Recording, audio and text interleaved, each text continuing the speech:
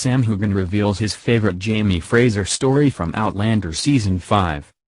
It's Emmy-season in Hollywood, and despite the inability to come together in person, Outlander stars Sam Heughan, Jamie Fraser, and Katrina Balfe, Claire Fraser, and showrunner Matt B. Roberts got together virtually for an FIC, For Your Consideration, event, hosted by Deadline.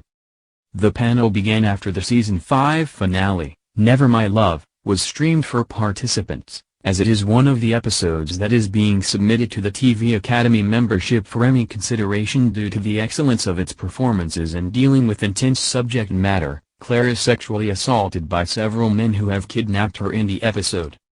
"We have such a safe environment," Heughan, who plays Claire's husband in the series, said during the panel about addressing such difficult subject matter. All credit to Matt and to executive producer Tony Graffia, and to our amazing director Jamie Payne, who dealt with this with great sensitivity, and gave, I think, a really safe platform for us to explore these themes. When you have this community, when you have this close-knit group of people working together, we can open up more and we can explore these things deeper. Credits to everyone that was involved in this. If it wasn't for that, we probably wouldn't be able to go to those more challenging places. Not only did Season 5 present a life-changing event for Claire, but for Jamie as well. In addition to being unable to protect his wife, he also lost his godfather Murdoch Fitzgibbons, Duncan LaCroix, who died trying to save Jamie's life. The Murdoch storyline, it's not a part of Diana Gabaldon's book, but for me and for Jamie, it's one of the strongest storylines we've had for him for a while, because of this dichotomy he's in, Heughan continued.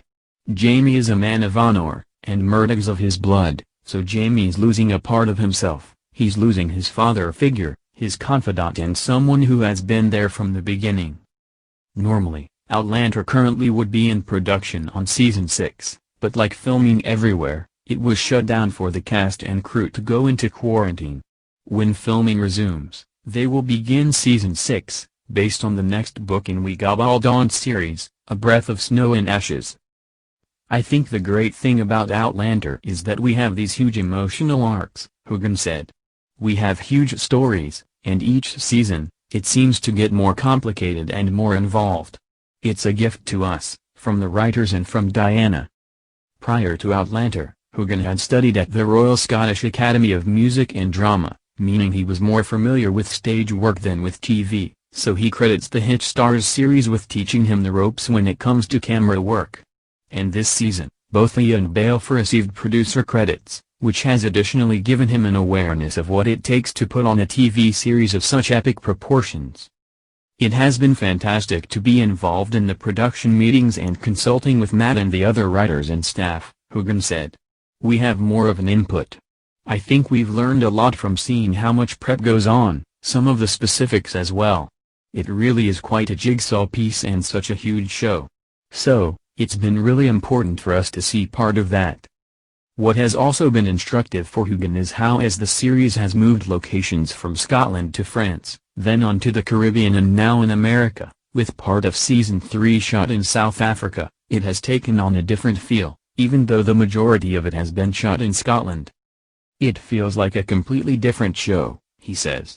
"We're talking about America now in its infancy, and there's so many parallels going on right now, but it's been a great show to learn on. I think Katrina and I coming in very green, we've experienced a lot, and, I think, it's also given us great opportunity as well, and great people to work with. We've learned a lot from our co-stars and our writers and our showrunners. In conclusion, it's been a good experience. I just wish we were 20 years younger."